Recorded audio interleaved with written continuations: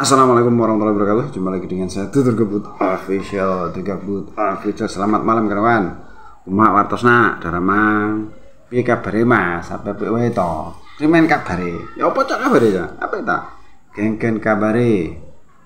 Apa rungana? Ki apa kabare? Apa kabar Pak? Bagaimana kabarnya? Semoga kesehatan dan kebahagiaan selalu menemani hidup Anda. Baik kawan, saya ucapkan terima kasih kepada Anda yang baru pertama kali menemukan video ini ya.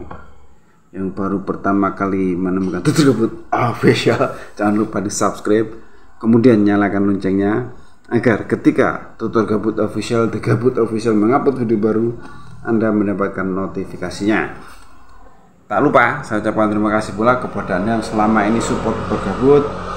Tetap support Tutur Gebut agar The Gebut Official selalu semangat mengupload video trending saat ini dengan penyampaian yang berbeda.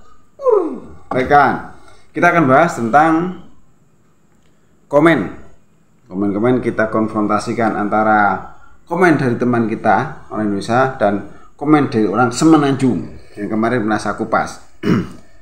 Yang tentang terhege-hege itu. Terhege-hege itu ya. Yang pertama kita akan bacakan komen dari teman kita tentang pesan seorang pakar bahasa dari Riau gitu. Ini berkisar tahun 18.800-an ya. Nanti kita baca dulu sebentar ya. Kita simak bareng-bareng. Baik, kita baca komentar dari Bucek 2247. Raja Ali Haji 1847 menyusun tata bahasa Melayu di Riau telah mengingatkan. Kita ulangi lagi. Raja Ali Haji 1847 penyusun tata bahasa Melayu dari Riau telah mengingatkan penjajah merusak bangsa jajahannya dari bahasa. Makanya almarhum menyusun tata bahasa Melayu. Dari peringatan ini Malaysia cuek, tapi Indonesia peduli, makanya bahasa Malaysia rusak. Sedangkan Indonesia menjadikan bahasa Melayu sebagai akar untuk terus tumbuh menjadi bahasa Indonesia. Oke lanjut, ini beliau ini berkomentar dua kali kawan. Bahasa Melayu adalah akar bahasa Indonesia. Kamu tahu artinya akar? Dia tidak berbatang, tidak berdaun, tidak berbuah. Indonesia memelihara, merawat agar terus menjadi pohon yang namanya bahasa Indonesia. Samakah akar dengan pohon? Sejak kapan Malaysia memelihara menjadi pohon? Sampai tahun 1957 Malaysia belum wujud bangsa. Bahkan sampai 1970 negaranya belum punya ideologi. Orang Riau sendiri pun masih gagal menguasai seluk-beluk berbahasa Melayu. Cumanya terhege-hege, tumpang menumpang saja kepada orang Melayu. Dijelaskan bahwa pesan penyusun bahasa Melayu Riau bahwa penjajahan itu melalui bahasa.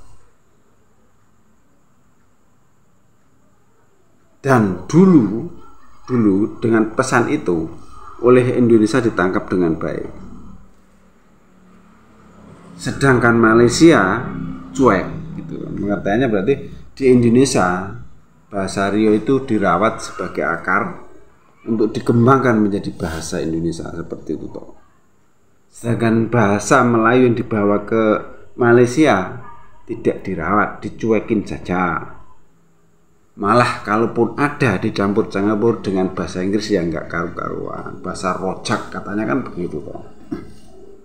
Lantas kita akan membahas, dan tadi kan juga dikonfrontasikan dengan komen dari yang kemarin orang Semenanjung yang mengatakan bahwa orang Riau sendiri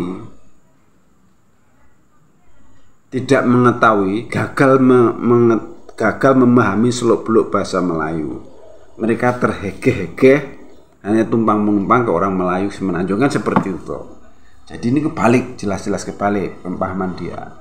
Kita tahu bahwa bahasa Indonesia akarnya dari bahasa Melayu dikembangkan menjadi bahasa Indonesia, dirawat dari akar tidak punya pohon kan, akar saja kemudian tumbuh menjadi pohon, ada dahan, ada daun dan berkembang sampai sekarang menjadi bahasa Indonesia seperti itu.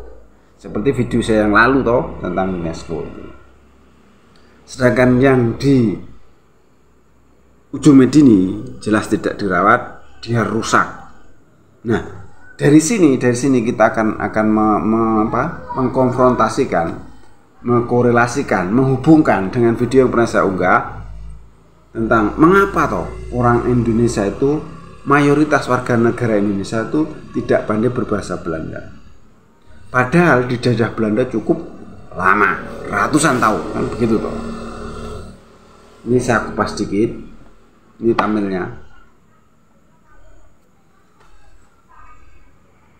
Di sana kurang lebih menjelaskan seperti ini, kawan.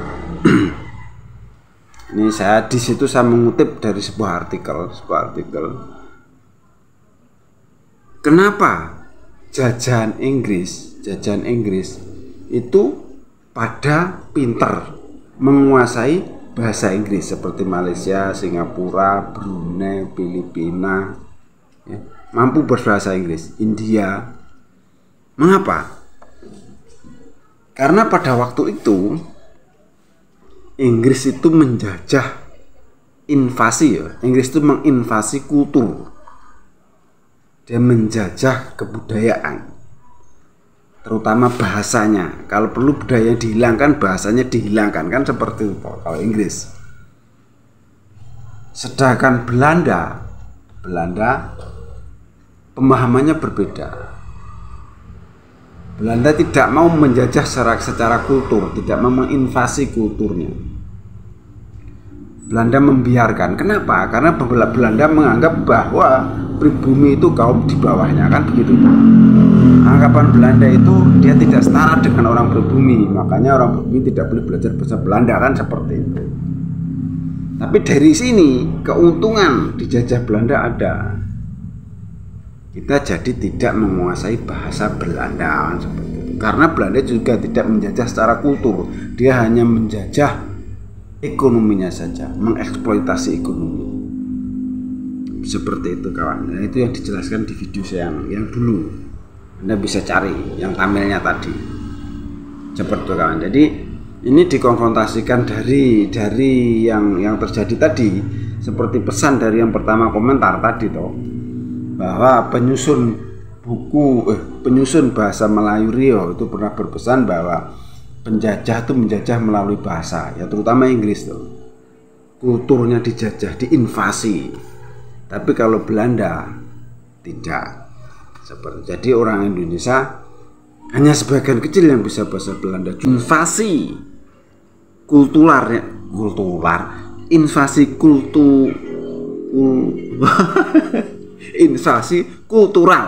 invasi kebudayaan yang dilakukan oleh Inggris. Tentu hasilnya tidak pada saat tahun-tahun dijajah Inggris waktu itu tuh. Jelas tidak. Efeknya itu berlanjut bertahun-tahun kemudian. Dan setelah merdekanya juga, Malaysia kan yang nyusun undang-undangnya kan Inggris toh, British toh.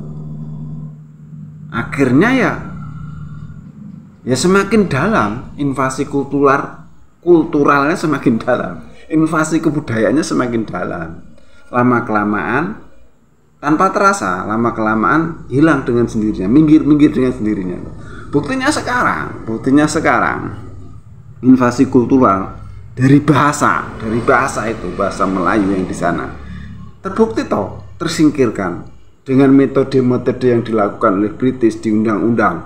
Itu hanya namanya saja bahasa kebangsaannya Melayu, tapi dalam praktek keseharian tidak ada. Sistem pendidikannya juga masih dipisah-pisah. Tamil sekolah di Tamil, Cina sekolah di Cina, Melayu sekolah di Melayu, belum bisa disatukan. Buktinya kan begitu toh. Sampai sekarang akhirnya ya ini akibat dari dulu invasi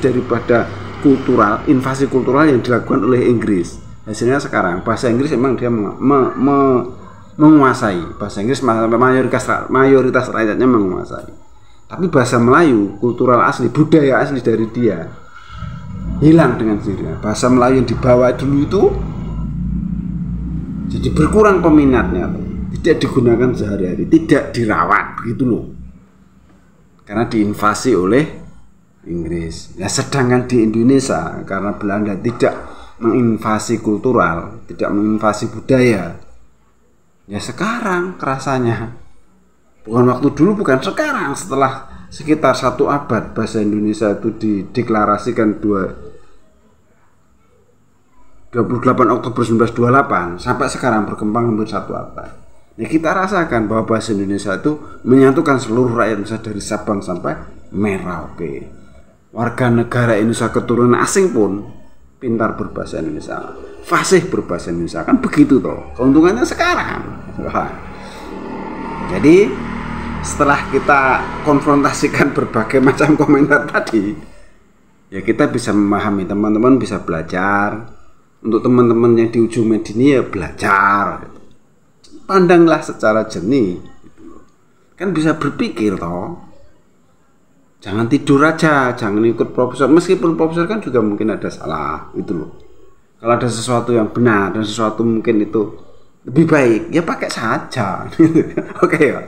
Cukup sekian. Ada salah-salah kata mohon maaf. Ada yang baik ambil sebagai pelajaran, yang jelek buang saja. Tutup gabut official. Wassalamualaikum warahmatullahi wabarakatuh.